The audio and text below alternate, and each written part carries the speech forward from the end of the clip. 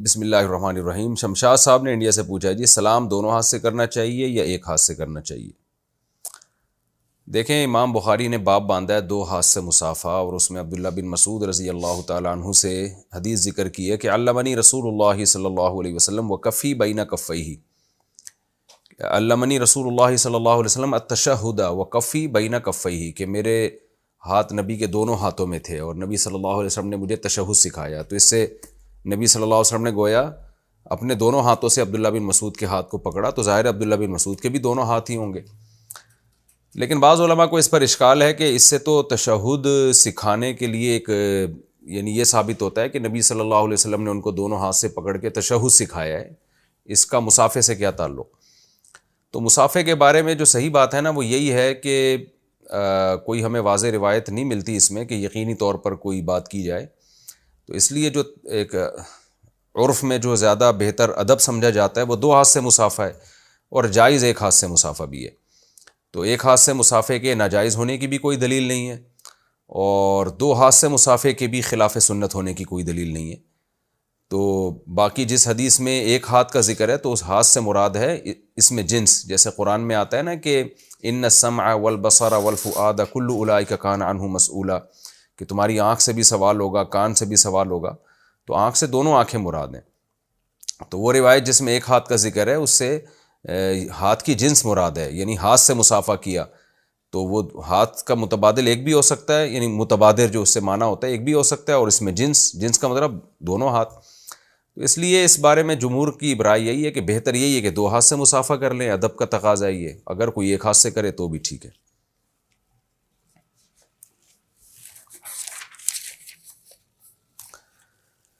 اچھا جی، ذیشان صاحب ایبٹ آباد سے پوچھتے ہیں، میں نے سنا ہے کہ والدین کا چہرہ دیکھنے سے مقبول حج کا ثواب ملتا ہے، کیا یہ بات صحیح ہے؟ اگر یہ بات صحیح ہے تو کیا دونوں کا چہرہ دیکھنے سے ثواب ملے گا یا کسی ایک کا چہرہ دیکھنے سے؟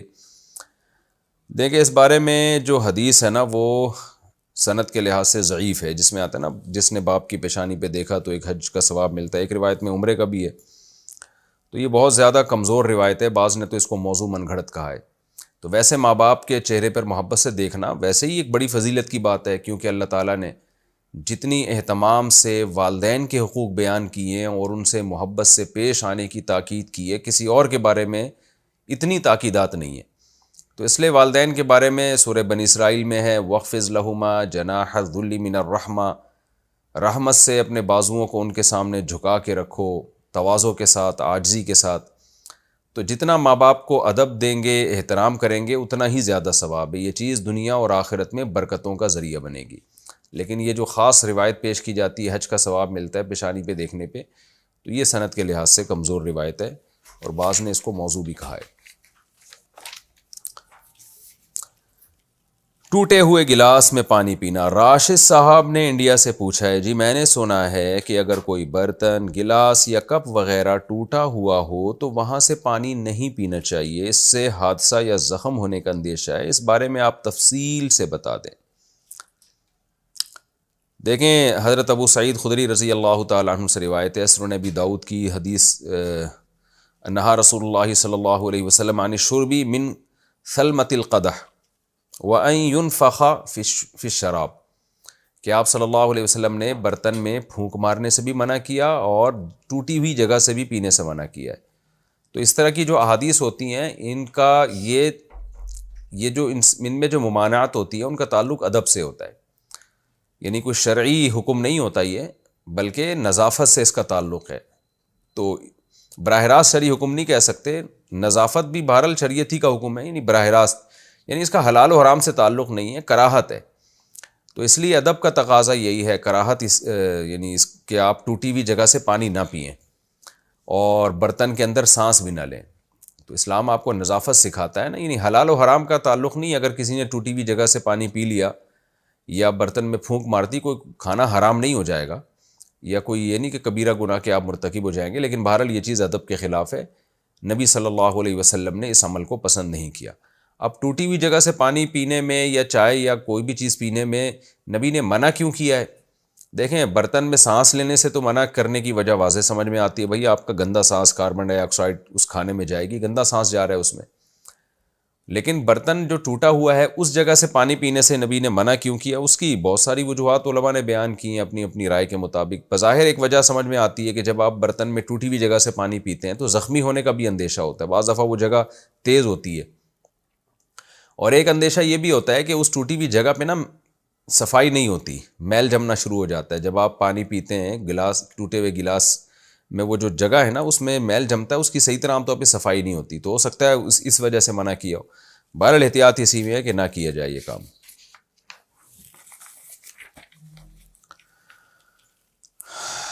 آب زمزم کھڑے ہو کر پینا کیا سنت ہے؟ یہ سوال بھی کسی نے پوچھا ہے کہ آب زمزم بیٹھ کر پینا افضل ہے یا کھڑے ہو کر نیز قبلہ رخ ہو کر پینا سنت ہے یا نہیں؟ محمد بابر نے یہ لودھراں سے پوچھا ہے۔ دیکھیں اس بارے میں مستدرک حاکم میں عبداللہ بن عباس رضی اللہ تعالیٰ عنہ کا قول منقول ہے کہ جب تم زمزم پیو تو اللہ کا نام بھی لو اور قبلے کی طرف رخ بھی کرو۔ تو یہ مستدرک حاکم کی روایت ہے، مجھے اس کی سند کی تحقیق نہیں ہے، شاید اسی بیس پہ اس کو مستحب قرار دیا گیا ہے کہ جب آپ زمزم پئیں تو قبلے کی طرف رخ کر کے پئیں۔ اور بعض علماء نے بات لکھی ہے کہ زمزم کھڑے ہو کر پینا چاہیے، لیکن کوئی واضح روایت مجھے نہیں ملی اس بارے میں۔ تو کسی اصحاب علم کے پاس ایسی کوئی حدیث ہو جس میں نبی صلی اللہ علیہ وسلم نے کھڑے ہو کر زمزم پینے کو مستحب قرار دیا ہو تو ہمیں ضرور بتائیں۔ ہم یہ دعویٰ نہیں کرتے کہ ساری حدیثیں پھر ہماری ہر وقت نظر رہتی ہے، تو کسی کی بھی نہیں رہ سکتی، بعض دفعہ انسان ایک بات کرتا ہے بعد میں وہ حدیث مل جاتی ہے۔ تو سرسری تلاش سے مجھے کوئی ایسی روایت نہیں ملی جس میں کھڑے ہو کر زمزم کا پانی پینے کو نبی صلی اللہ علیہ وسلم نے کوئی باعث فضیلت بتایا ہو۔ تو گو کہ بعض علماء نے لکھا ہے تو شاید ان کے پاس کوئی دلیل ہوگی، لیکن میرے علم میں کوئی ایسی روایت مجھے نہیں ملی۔ اصحاب علم اگر مجھے کوئی ایسی حدیث بتائیں گے تو میں انشاءاللہ پھر اس کے مطابق جو بھی بات ہے، جو مسئلہ ہے، وہ میں انشاءاللہ پیش کر دوں گا۔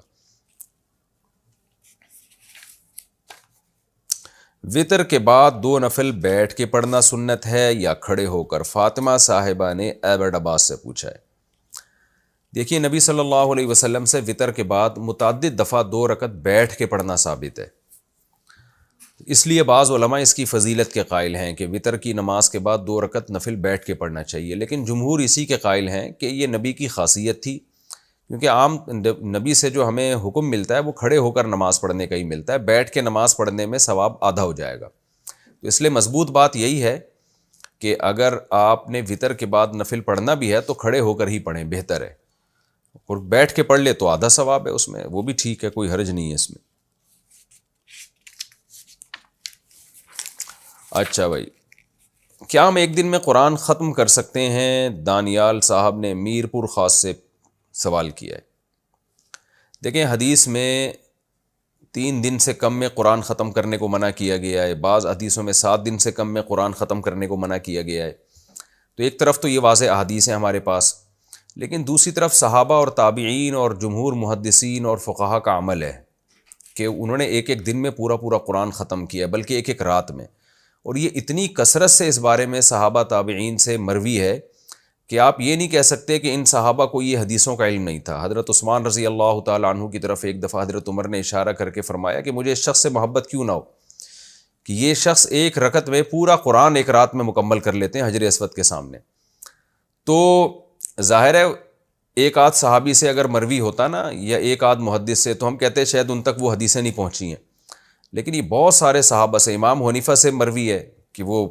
امام شافعی سے مروی ہے کہ ایک ایک رات میں پورا قرآن ختم کر لیا کرتے تھے، بلکہ ایسا بھی ہے کہ 2 قرآن ختم کر لیا کرتے تھے 24 گھنٹے کے اندر۔ تو اس لیے اس بارے میں جو محدثین خود اس بات کے قائل ہیں، علامہ ابن کثیر رحمۃ اللہ علیہ جیسے مفسر اور دیگر فقہا، کہ یہ جو نبی نے منع کیا نا کہ 3 دن میں سے کم میں قرآن ختم نہ کیا جائے، یہ امت پر شفقت کے لیے منع کیا ہے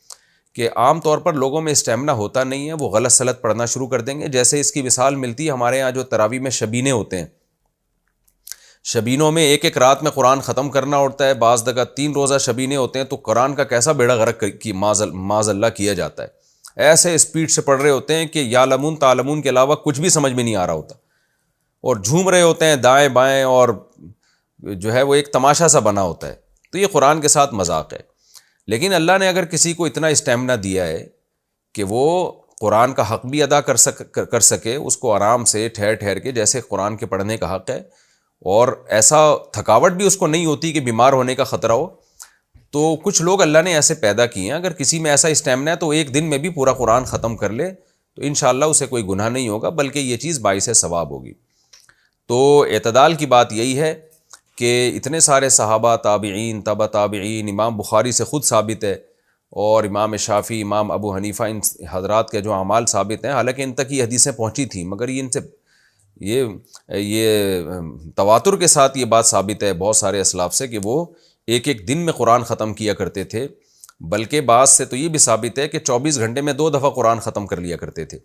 تو ان لوگوں کو اللہ نے اضافی صلاحیتیں دی تھیں، عام آدمی کو اپنے آپ کو ان پر قیاس نہیں کرنا چاہیے۔ عام آدمی کے لیے وہی حکم ہے جو نبی صلی اللہ علیہ وسلم نے فرمایا، اس لیے کہ عام آدمی میں اتنا اسٹیمنا نہیں ہوتا، اور وہ غلط سلط پڑے گا، یا یہ کہ اتنی زیادہ تلاوت کرے گا دماغ چکرانے کا اندیشہ ہے، بیمار ہونے کا اندیشہ ہے، سر گھوم جاتے ہیں لوگوں کے، دماغی توازن کھو بیٹھتے ہیں اتنی زیادہ عبادت کرنے سے۔ تو اس لیے عام حکم تو یہی ہے کہ 3 دن سے کم میں قرآن ختم نہ کیا جائے، لیکن کسی کو اللہ نے اضافی اسٹیمنا دیا ہو، یا بعض دفعہ اہل اللہ کی کرامت بھی ہوتی ہے کہ بطور کرامت کے اللہ ان میں اتنی طاقت اور قوت دے دیتا ہے، تو وہ لوگ اس سے بہرحال مستثنیٰ ہیں، کیونکہ حضرت عثمان رضی اللہ تعالیٰ عنہ اور ایسے بڑے بڑے صحابہ سے یہ بات ثابت ہے۔ اچھا بھائی، کیا حدیث سے یہ ثابت ہے کہ جو شخص سونے سے پہلے یہ دعا پڑھے، لا الہ الا اللہ وحدہ لا شریک لہ ولہ الحمد وہو علی کل شیء قدیر لا حول ولا قوۃ الا باللہ سبحان اللہ والحمد للہ ولا الہ الا اللہ واللہ اکبر، تو اس کے سارے گناہ بخش دیے جائیں گے؟ کیا یہ بات حدیث سے ثابت ہے؟ سرفراز مہر نے پوچھا ہے۔ دیکھیں صحیح بخاری کی حدیث نمبر 1154 میں یہ الفاظ یوں ہیں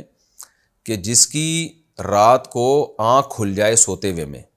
تو آنکھ کھلے اور پھر وہ یہ کلمات پڑھے، لا الہ الا اللہ وحدہ لا شریک لہ لہ الملک ولہ الحمد وہو علی کل شیء قدیر الحمد للہ وسبحان اللہ ولا الہ الا اللہ واللہ اکبر ولا حول ولا قوۃ الا باللہ اللہم اغفر لی۔ تو یہ الفاظ اگر کوئی پڑھ لے تو پھر اللہ اس کے سارے گناہوں کو معاف کر دیتے ہیں۔ یہ ہے جب رات کو سوتے ہوئے میں آنکھ کھل جائے۔ باقی رات کو سونے سے پہلے کیا کرنا ہے تو وہ مختلف احادیث میں ہے کہ سورہ آل عمران کا آخری سورہ بقرہ کا آخری رکوع بھی ہے، سورہ فلق، سورہ ناس بھی ہے، آیت الکرسی بھی ہے، اللہم بسمک اموت و احیا یہ دعا بھی ہے،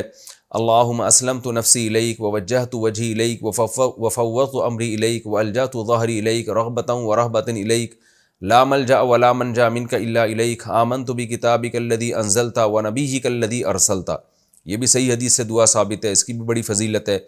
اور اللہم بک وضعت جنبی وبک ارفع ان امسکت نفسی فاغفرها وارحمها وان ارسلتها فاحفظها بما تحفظ به عبادک الصالحین، یہ دعا بھی پڑھنی چاہیے، حدیث سے یہ بھی ثابت ہے۔ تو مختلف مواقع پر نبی نے مختلف دعائیں پڑھی، آپ ساری پڑھ لیں تو بہت ہی اچھی بات ہے یہ۔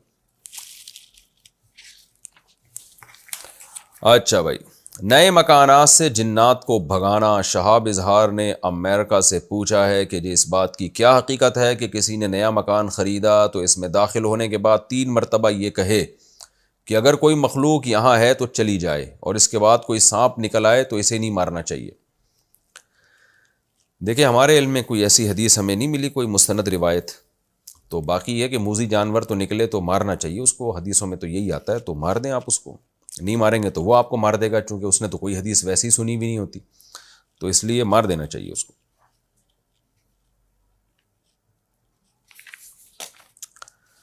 دعا کے بعد چہرے پر ہاتھ پھیرنا کیا ثابت ہے؟ ہم دعا کے بعد چہرے پر ہاتھ پھیرتے ہیں۔ زید خان نے انڈیا سے پوچھا ہے۔ ترمذی کی حدیث ہے حضرت عمر بن خطاب رضی اللہ تعالیٰ عنہ سے کہ نبی صلی اللہ علیہ وسلم اذا رفع یدیہ فی الدعاء لم یحطہما حتی یمسح بہما وجہہ، تو لیکن یہ حدیث کوئی بہت زیادہ مضبوط نہیں ہے سند کے لحاظ سے، امام ترمذی نے اس کو غریب قرار دیا ہے۔ تو غرابت اس حدیث کو کہتے ہیں جس کا مدار ایک ہی راوی پر ہو، اس کی تائید میں کوئی دوسری روایت نہ ہو، اور تو اس لیے بہت سے علماء اس کے مستحب ہونے کے قائل ہیں، اور جن کا خیال یہ ہے کہ یہ سند کے لحاظ سے زیادہ قوی نہیں ہے تو وہ اس کے مستحب ہونے کے قائل نہیں ہیں۔ تو بہرحال اتنی بات تو ہے کہ اس عمل کو بدعت نہیں کہا جا سکتا، اور بہت زیادہ تاکید بھی نہیں کی جا سکتی۔ اگر کوئی دعا مانگنے کے بعد چہرے پہ ہاتھ نہیں پھیرتا تو بھی کوئی حرج نہیں ہے، پھیر لے تو بھی ٹھیک ہے۔ نماز جنازہ میں معروف دعاؤں کے علاوہ کون سی دعا مانگنی چاہیے؟ زریاب خان نے پوچھا ہے۔ دیکھیں زریاب صاحب،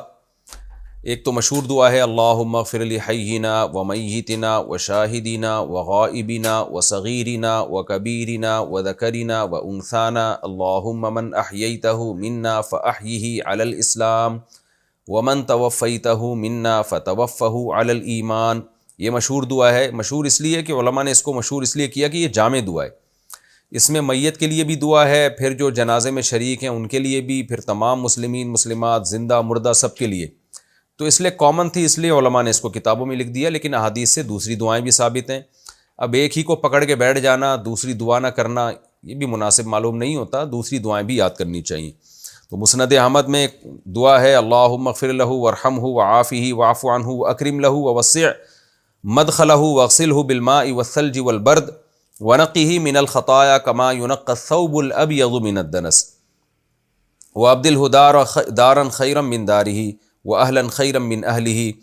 وزوجا خیرا من زوجہ وادخلہ الجنہ ونجہ من النار وقہ عذاب القبر۔ یہ بھی ہے، اور بھی بہت ساری دعائیں ہیں، تو آپ یہ بھی کر سکتے ہیں اللہم اعف عنہ واغفرہ وارحمہ، اے اللہ اس کی معاف کر دے، اس کی مغفرت کر دے، اس پر رحم کر دے۔ تو جو بھی دعا مانگ لیں، یعنی دعائیں جو ہے نا، دعاؤں اس کے اسپیسیفک الفاظ مقصود نہیں ہوتے، تو اس لیے علماء اس کے قائل ہیں کہ جن موقع پر احادیث میں دعائیں آتی ہیں نا، تو وہ ضروری نہیں کہ وہی آپ کوئی بھی قرآن میں، یعنی چونکہ نماز جنازہ ہے بہرحال نماز، تو اس میں کوشش یہ ہو کہ وہ دعائیں مانگی جائیں جو قرآن و سنت سے ثابت ہوں۔ ایسا نہ ہو کہ اپنے الفاظ میں آپ دعا مانگنا شروع کر دیں، چونکہ یہ پھر اپنے الفاظ میں دعا مانگنا یہ کلام الناس کے مشابہ ہو جائے گا، لوگوں کا کلام بن جاتا ہے، اور نماز میں آپ کلام نہیں کر سکتے۔ تو اسی لیے نماز چاہے فرض نماز ہو، نفل نماز ہو، سنت نماز ہو یا نماز جنازہ ہو، اس میں آپ دعا جب مانگیں گے تو یہ ضروری نہیں ہے کہ جو دعائیں حدیث سے ثابت ہیں وہی مانگنی، یعنی اس موقع پہ جو حدیث سے ثابت ہیں، کوئی بھی دعا جو حدیث میں کسی اور موقع کے لیے بھی ہے یا قرآن میں کسی اور موقع کے لیے بھی، وہ بھی مانگ سکتے ہیں آپ۔ جیسے ہم اتحیات کے بعد جو دعا مانگتے ہیں رب اجعلنی مقیم الصلاۃ ومن ذریتی، اب حدیث میں تو اللہم ظلمت نفسی والی دعا ہے، لیکن علماء کہتے ہیں رب اجعلنی بھی مانگ سکتے ہیں، کیونکہ دعا کا موقع ہے نا، تو کوئی بھی دعا مانگ لیں تو، لیکن وہ دعا کلام الناس یعنی لوگوں کے کلام کے مشابہ نہیں ہونی چاہیے، جو ہم عام طور پہ بات چیت کر رہے ہوتے ہیں نا اپنے الفاظ میں۔ یہ ضرور ہے کہ نماز میں جب دعا مانگی جائے تو قرآن میں یا حدیث میں اس کا تذکرہ ضروری ہے، چاہے اس موقع کے لیے نہ بھی ہو، لیکن فی نفسی ہی وہ الفاظ ثابت ہوں، اتنا کافی ہے۔ کسی کو جاب دلا کر کمیشن لینا۔ حافظ غلام صاحب نے پوچھا ہے جی، ایک شخص نے کمپنی میں شامل ہو کر دوسرے کو کمپنی میں شامل کرایا، اس پر اس کا کمیشن لینا کیسا ہے؟ دیکھیں کمیشن کسی بھی جائز کام کا لیا جا سکتا ہے، بشرطے کہ وہ کام پہلے سے آپ کے ذمے نہ ہو۔ مثال کے طور پر کمپنی آپ کو جو تنخواہ دے رہی ہے، تو اس کام کی تنخواہ دے رہی ہے کہ آپ کے کاموں میں ایک کام یہ بھی ہے کہ آپ نے انٹرویو لے کے لوگوں کو سلیکٹ کرنا ہے کمپنی کے لیے، یا یہ کہ آپ نے لوگوں کو کمپنی سے ملانا ہے انٹرویو کے لیے یا سلیکشن کے لیے۔ تو کمپنی میں آپ کی جاب ہی اس ٹائپ کی تھی، تو پھر تو کمپنی آپ کو اس کے پہلے سے پیسے دے رہی ہے نا اس کام کے، پھر الگ سے آپ کھانچا کھول نہیں سکتے، وہ کھانچا کھولیں گے تو حرام ہوگا، آپ کے لیے رشوت ہوگی۔ لیکن اگر کمپنی میں آپ کو تنخواہ اس کام کی نہیں مل رہی، تنخواہ جس کام کی مل رہی ہے وہ الگ کام ہے، یہ بالکل آپ نے ایک سائیڈ میں ایک بزنس کر رہے ہیں کہ لوگوں کو آپ اپنی کمپنی میں جاب دلا رہے ہیں، تو چونکہ یہ آپ کے ذمے کمپنی کی طرف سے ہے نہیں، تو یہ آپ کا الگ سے ایک بزنس ہے، تو پھر آپ اس کا کمیشن لے سکتے ہیں، کوئی بھی کسی کو جاب دلانے کا کمیشن لے سکتا ہے۔ اس میں یہ شرط ہے کہ کمپنی کے ساتھ دھوکہ نہ ہو، یعنی نااہل لوگوں کو آپ جاب نہ دلائیں صرف کمیشن کی لالچ میں۔ اور دوسرا یہ کہ یہ کام آپ اس وقت کریں گے کہ جب آپ کے کمپنی نے جو کام آپ کے ذمہ لگائیں وہ متاثر نہ ہو۔ وہ کام اگر متاثر ہو رہا ہے تو پھر ظاہر ہے آپ کو تو کمپنی نے جس کام کے لیے رکھا پہلے تو آپ نے وہ کرنا ہے نا، یہ تو آپ نے سائیڈ میں کرنا ہے۔ بعض لوگ یہ ہوتا ہے کمپنی نے کوئی کام کسی کے ذمہ لگایا، وہ کام کر نہیں رہے، اپنے سائیڈ میں وہاں پر جو ہے نا وہ اپنا منجن بیچ رہے ہوتے ہیں، گٹکے بیچ رہے ہوتے ہیں اپنے، تو وہ پھر جائز نہیں ہوگا۔ اچھا بھائی، صحابی نے اللہ سے مانگا تو گھر کی چکی خود بخود چلنے لگی، کیا کوئی ایسا واقعہ حدیث سے ثابت ہے؟ شاہ رخ احمد نے کراچی سے پوچھا ہے۔ دیکھیں یہ واقعہ مختلف حدیثوں میں ہیں، جن میں تھوڑا سا آپس میں متن کا اختلاف بھی ہے۔ بعض روایات میں ملتا ہے کہ یہ انصاری صحابی کے ساتھ ایسا ہوا کہ گھر میں چکی خود بخود چلنے لگی اور آٹا نکلنے لگا، اور بعض میں یہ کہ بنی اسرائیل کے ایک شخص کے طور پر یہ واقعہ کا تذکرہ حدیث میں ملتا ہے۔ تو لیکن مجمع الزوائد میں علامہ ہیثمی نے اس واقعے کو صحیح قرار دیا ہے۔ ظاہر ہے جب حدیث کی بات آئے گی تو پھر محدثین ہی فیصلہ کریں گے نا، تو علامہ ہیثمی بہت بڑے محدث گزرے ہیں، انہوں نے اس واقعے کی اصل کو درست قرار دیا ہے کہ فی نفسی ہی یہ واقعہ ثابت ہے کہ اب بنی اسرائیل کا ہے یا انصاری صحابی کا، تو اس بارے میں کوئی رائے یقینی طور پہ قائم نہیں کر سکتا، لیکن اتنی بات ہے کہ یہ واقعہ بہرحال علامہ ہیثمی کی رائے کے مطابق ثابت ہے۔ یہ شیخ رضوان صاحب نے پوچھا ہے جی اگر کوئی شخص کسی دوسرے کو سلام بھیجے تو کیا اسے پہنچانا ضروری ہے؟ کیونکہ بعض لوگ گفتگو کے آخر میں رسمی طور پر بول دیتے ہیں کہ گھر والوں کو سلام کہہ دینا، اس کا کیا حکم ہے؟ دیکھیں جب کوئی آپ سے کہتا ہے نا فلاں کو میرا سلام پہنچا دینا، آپ کہتے ہیں اچھا، تو یہ وعدہ ہے، تو وعدے کا حکم یہی ہے کہ اس کو پورا کرنا ایک اخلاقی ذمہ داری ہے آپ کی، اگر آپ پورے نہیں کرتے تو ایک انتہائی غیر اخلاقی حرکت ہے، الا یہ کہ آپ کو کوئی عذر ہو، کوئی شرعی عذر ہے جس کی وجہ سے مثلا بھول گئے آپ، یا یہ کہ آپ کو حرج ہو رہا ہے کہ اتنے لوگوں کو سلام کا بول دیا، کس کس کو پہنچاؤں گا میں، تو بہتر تو یہی ہے کہ جب بھی کوئی آپ سے کہے کہ فلاں فلاں کو میرا سلام کہہ دیے گا، تو آپ یوں کہہ دیا کریں ٹھیک ہے انشاءاللہ یاد رہا تو سلام پہنچا دوں گا میں۔ اور لیکن میرا خیال یہ ہے کہ عام طور پر نا یہ بعض دفعہ وعدے کی نیت نہیں ہوتی، کہنے والا بھی رسمی طور پہ کہہ رہا ہوتا ہے اور سننے والا بھی رسمی طور پہ، کہنے والے کو بھی پتہ ہے کہ یہ پابند نہیں ہے اور سننے والے کو بھی پتہ ہے کہ میں کوئی سلام پہنچانے کا پابند نہیں ہوں، تو یہ قرائن سے پتہ چلے گا کہ یہ رسمی طور پر ایک دوسرے کو کہا جا رہا ہے یا سچی مچی کا کہا جا رہا ہے۔ تو آپ کا اگر خیال یہ ہے کہ سچی مچی کا کہا جا رہا ہے، بعض دفعہ انسان تاکید سے کہتا ہے یار فلاں آدمی سے ملاقات ہو تو میرا سلام پہنچا دینا، وہ مذاق میں نہیں کہہ رہا ہوتا، وہ سچی مچی میں کہہ رہا ہوتا ہے، تو ایسے موقع پہ اگر آپ نے حامی بھر لی تو پھر آپ پر شرعاً واجب ہے کہ آپ اس کو سلام پہنچائیں، کیونکہ وہ اطمینان کر کے بیٹھا ہے کہ میری طرف سے پہنچا دے گا تو اس کو خوشی ہوگی، تو ایسے موقع پہ یا تو حامی بھرے نہیں یا اس کو پھر پہنچائیں سلام، پھر آپ پر لازم ہے۔ لیکن اگر وہی رسمی طور پر پتہ نہیں اتنے لوگوں کو لوگ ایک دوسرے کو کہہ رہے ہوتے ہیں ابھی دعاؤں میں یاد رکھنا، کہتے ہیں اچھا جی یاد رکھوں گا، تو اب بعض دفعہ بھول جاتا ہے آدمی، تو بہت سی چیزیں رسمی طور پر ہوتی ہیں وہ حقیقت نہیں ہوتی ان کی، اور بہت سی چیزیں سچی مچی میں ہوتی ہیں۔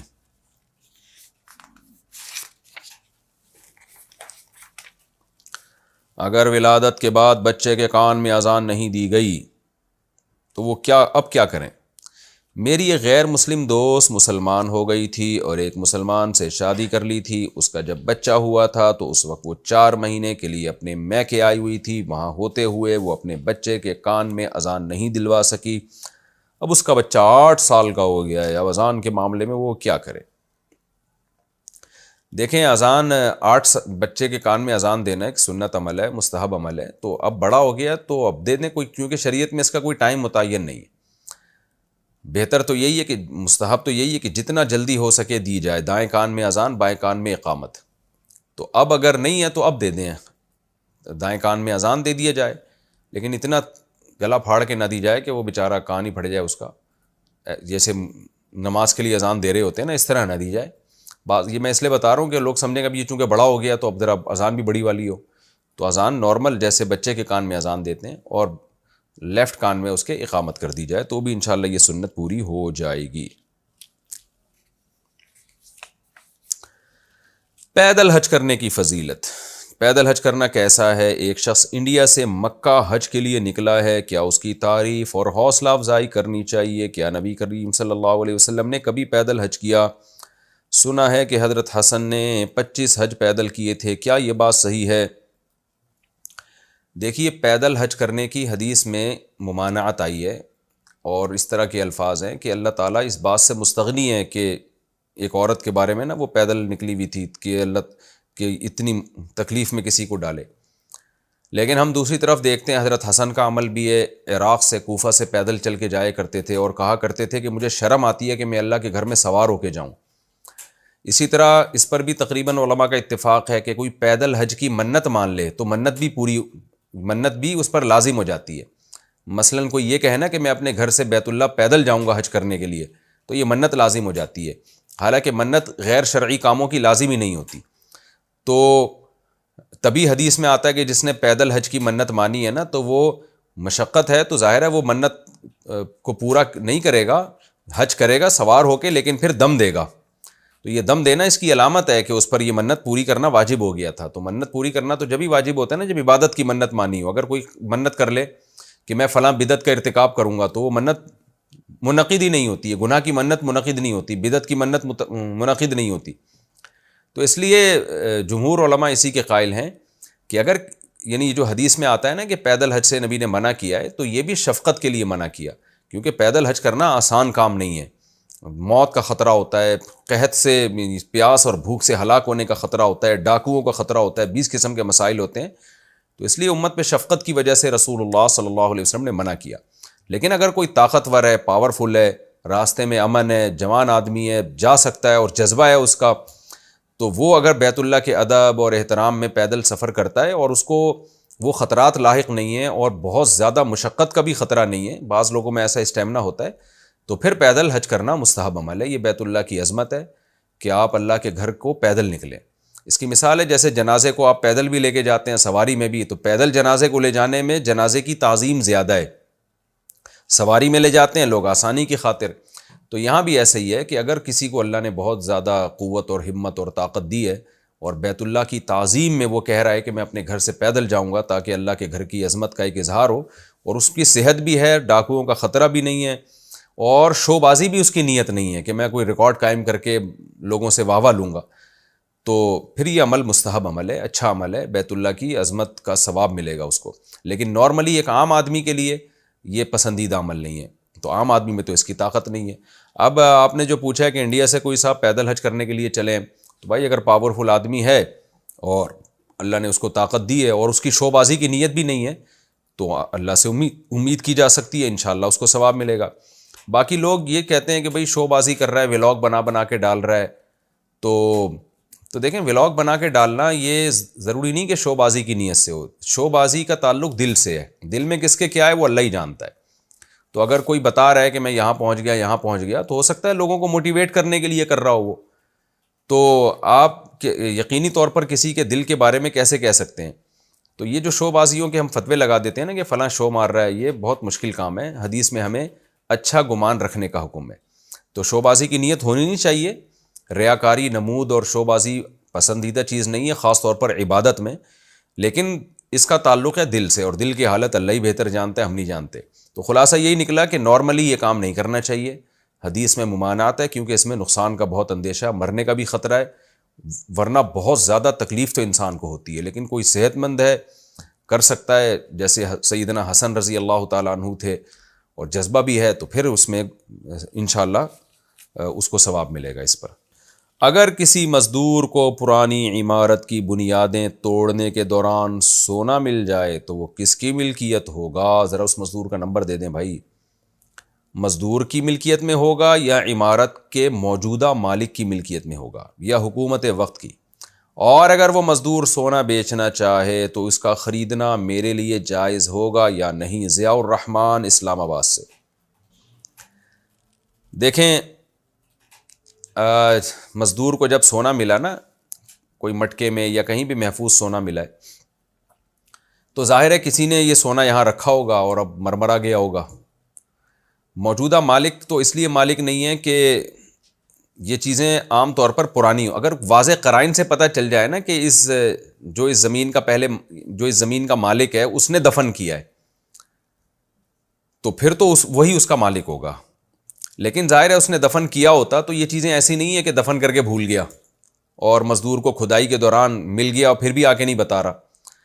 تو مزدور کو چاہیے ایسے موقع پہ جب وہ مل گیا نا تو فوراً اس کو چھپائے لوگوں سے. پہلا کام تو یہ کرے. چھپانا اس لیے ضروری ہے کہ ہر آدمی دعویٰ کرے گا میرا ہے میرا ہے میرا ہے، کیونکہ اتنی بڑی چیز کے لوگ دعوے کرتے ہیں اور وہ ناجائز دعوے ہوتے ہیں عام طور پر. تو مزدور پہلے تو تحقیق کرے کہ اس کا اصل مالک کون ہو سکتا ہے. موجودہ مالک قرائن سے پتہ چل جائے. قرائن سے ایسے پتہ چلے گا کہ اتنی بڑی چیز اگر موجودہ مالک نے، جو زمین کا مالک ہے، اس نے دفن کی ہوتی نا تو وہ آ کے خود بتا دیتا کہ بھائی یہ کھدائی کے دوران یہاں جو مٹکا نکلے گا وہ میرا ہے، پہلے بتا دوں میں. لیکن ظاہر ہے اس نے ایسی کوئی بات نہیں کی تو یہ اس کی علامت ہے کہ یہ اس کا نہیں ہے. تو اب یہ ہے کہ اس سے پہلے والے مالک کا ہو سکتا ہے یا اس سے پہلے والے مالک کا ہو سکتا ہے. تو مالک کا تلاش کرنا یہاں بہت مشکل کام ہے، کیونکہ جس کا بھی ہوتا اگر وہ زندہ ہوتا تو وہ یعنی وہ پہلے سے نکالتا یا پہلے سے ہوشیار رہتا. تو غالب یہی ہے کہ جس کا تھا کون تھا وہ مر چکا ہے، غالب گمان یہی ہے. تو اور ایسی صورت میں اس کے مالک کو یا وارثوں کو تلاش کرنا بڑا مشکل کام ہے. تو بہرحال اولین کوشش یہ کرے جس طرح سے پاسبل ہو کہ اصل مالک تک پہنچنے کی کوشش کرے، وہ نہیں ہے تو اس کے وارثوں تک. لیکن اگر یہ ممکن نہیں ہے یا اس دوران خطرہ ہے کہ راز فاش ہو گیا تو لوگ قبضہ کریں گے، قتل و غارت شروع ہو جاتی ہے ایسے موقع پہ، تو پھر یہ لقطہ ہے. تو لقطہ کہتے ہیں گمشدہ چیز. تو ایسے مزدور کو چاہیے کہ اس کو محفوظ رکھ لے. اور اصل حکم تو یہ تھا کہ بیت المال میں جمع کرا دے، حکومت کو دے دے، لیکن آج کل بیت المال میں جمع کرانا بھی جائز نہیں ہے. اس کی وجہ یہ کہ بیت المال میں جیسے ہی حکومتی اہلکار سے رابطہ کرے گا تو وہ خود ہتھیا لے گا سارا. اور اگر حکومتی خزانے میں چلا بھی گیا تو پھر وہ کون سا صحیح استعمال ہوگا. تو اب یہی ہے کہ خود ہی اس کو غریبوں پہ تقسیم کر دے. تو بہتر یہی ہے کہ ایسے علماء سے رابطہ کرے جن پر اس کو اعتماد ہو، کیونکہ مال دیکھ کے نا بہت سے لوگ ایک دم نیتیں خراب ہوتی ہیں، رالیں ٹپکانا شروع کر دیتے ہیں. تو بہت ہی معتبر علماء سے رابطہ کرے جن کے بارے میں خیال ہو کہ ان کے دل میں دنیا کی محبت نہیں ہے، لالچ نہیں ہے، جو شریعت کے حکم کے مطابق ہی اس کو تقسیم کریں گے. تو اگر خود زکوٰۃ کا مستحق ہے تو ان علماء کو جو ہے جن سے یہ رابطہ کرے گا تو ان کی پرمیشن سے خود بھی رکھ سکتا ہے، اور یا ان علماء کی مشورے سے کسی اچھے خیر کے کام میں اس کو خرچ کر دے. یعنی پورا مٹکا یا پورا سونا خود نہیں رکھ سکتا وہ، یہ ذہن میں رکھیں، کیونکہ گمشدہ چیز آپ خود نہیں رکھ سکتے. تو البتہ زکوٰۃ کا مستحق ہے، غریب ہے، تو پھر رکھ سکتا ہے، لیکن اس میں قضائے قاضی شرط ہے. قضائے قاضی کا مطلب یہ کہ حکومت کو کی علم میں لا کے، لیکن آج کل چونکہ حکومت کے علم میں لانے سے کوئی فائدہ حاصل نہیں ہوگا، الٹا وہ بربادی ہو جائے گا. تو پھر علماء جو ہے وہ حکومت یا قاضی کے نائب مقام ہے، قائم مقام ہے، تو ان کے علم میں لے آئے اور پھر ان کے علم میں لا کے پھر اپنے بارے میں بھی بتا دے، اپنا زکوٰۃ کا مستحق ہونا بھی ثابت کر دے. تو علماء اس کی ضرورت کے مطابق ہو سکتا ہے اسی کا اس میں سے کچھ وظیفہ باندھ دیں. پھر یہ علماء کی ذمہ داری ہے کہ اس کو اللہ کو حاضر ناظر جان کے اس کو اس کے مصرف میں خرچ کریں، اور ان مصارف میں خود یہ مزدور بھی ایک مصرف ہے، یعنی اس کو بھی دیا جا سکتا ہے. حدیث سے یہ بات ثابت ہے.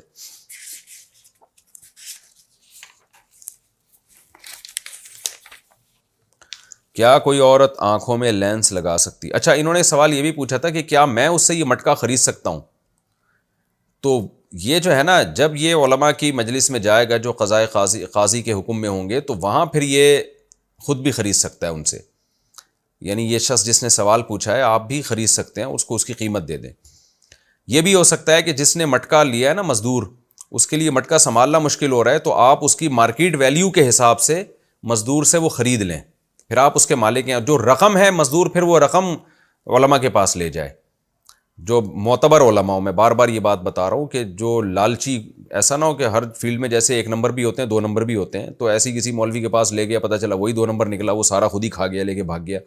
تو بڑے مسائل ہیں آج کل پیسوں کے معاملے میں، بہت ہی کم تقویٰ اور للہیت ہمیں نظر آتی ہے.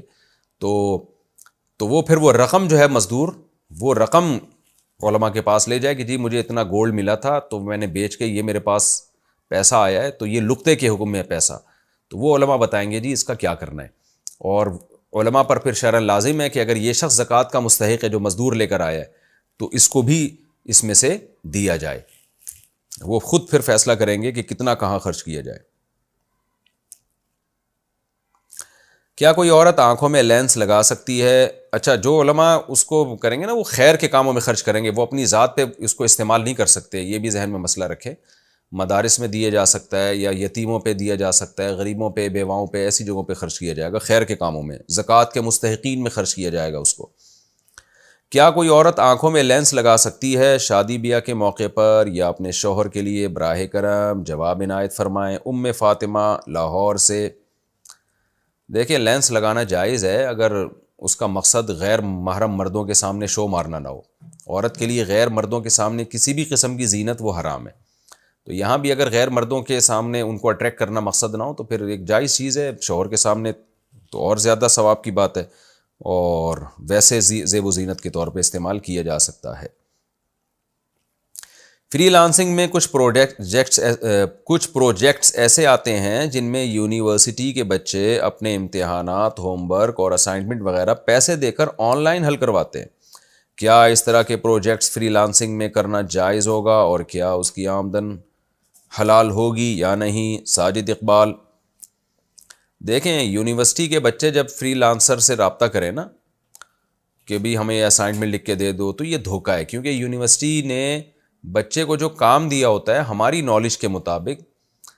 زیادہ بہتر تو پھر یونیورسٹی والے ہی آپ کو بتائیں گے، لیکن ہماری نالج کے مطابق وہ بچے کو دیا ہوتا ہے، اس کی صلاحیت بڑھانا یا اس کی استعداد کو، صلاحیت کو چیک کرنا مقصد ہوتا ہے۔ اب بچے نے پورا مضمون کسی اور سے لکھوا دیا تو یہ تو دھوکہ ہے، تو دھوکے میں کسی کا ساتھ دینا بھی جائز نہیں ہے۔ تو کسی اور کو بھی چاہیے کہ نہ، جب اس کو یقینی طور پر پتہ ہے کہ یہ شخص یونیورسٹی والوں کو دھوکہ دینے کے لیے یہ کام کر رہا ہے، ایسے ہی ہے جیسے آپ ایگزامینیشن ہال میں بیٹھے ہیں اور ایگزام جو پیپر آیا نا تو طالب علم کو آ نہیں رہا، تو وہ آپ کو کہتا ہے 50 روپے دوں گا تو یہ سوال لکھ دے، ظاہر ہے نقل کرا رہے ہیں نا آپ اس کو سیدھا سیدھا، تو ناجائز ہے۔ تو یہاں بھی سیدھا سیدھا آپ اس کو نقل کرا رہے ہیں، تو یہ اس کے بارے میں جس کے بارے میں آپ کو یقینی پتہ ہو کہ یہ طالب علم یونیورسٹی کو دھوکہ دے کے یہ کر رہا ہے۔ نارملی کوئی کسی کو کوئی مضمون لکھنے کا کہتا ہے کہ مجھے کوئی ایسے لکھ کے دے دیں، کوئی تھیسس بنا کے دے دیں، تو وہ فی نفسی جائز ہے، اس پہ اجرت لینا بھی جائز ہے۔ لیکن جہاں آپ کو پتہ ہو کہ یہ یونیورسٹی والوں کو دھوکہ دینے کے لیے کر رہا ہے تو پھر یہ عمل جائز نہیں ہے۔ جانور کا دودھ دوہتے وقت اگر اس میں نجاست گر جائے، بھینس کا دودھ نکالتے وقت پیشاب یا گوبر کے ذرات دودھ میں گر جائیں تو کیا حکم ہے؟ دیکھیں بکری کے بارے میں تو یہ ہے کہ بکری کا دودھ نکالتے ہوئے اگر ایک دو مینگنیاں دودھ میں گر گئی ہیں اور ٹوٹی نہیں ہیں تو فوراً نکال کے پھینک دیں تو دودھ پاک ہے، ضرورت کی وجہ سے۔ یہ ہے جب دودھ نکالتے ہوئے، نارملی دودھ رکھا ہوا ہے اس میں ایک آدھ مینگنی گر جائے تو دودھ پورا ناپاک ہو جائے گا، لیکن دودھ نکالتے ہوئے بعض دفعہ اس عمل سے بچنا بڑا مشکل ہو جاتا ہے، تو اس لیے اس کی گنجائش دی گئی ہے کہ ایک دو مینگنی اگر گر جائیں اور ٹوٹی نہیں ہے تو ان کو فوراً نکال دیا جائے تو پینا جائز ہوگا۔ لیکن گوبر گر جائے دودھ کے اندر یا پیشاب کی چھینٹیں گر جائیں تو پھر بالکل حرام ہے وہ، کیونکہ وہ تر نجاست ہے نا، تو فوراً پھیل جاتی ہے۔ تو اب اللہ گوالوں کو ہدایت دے، وہ خیال نہیں کرتے پیشاب کا، لیکن اب آپ وہم نہ کریں، جب تک ہمیں یقین نہ ہو گوبر کے گرنے کا یا پیشاب کے گرنے کا، اس وقت تک ہم اس کو پاک ہی سمجھیں گے۔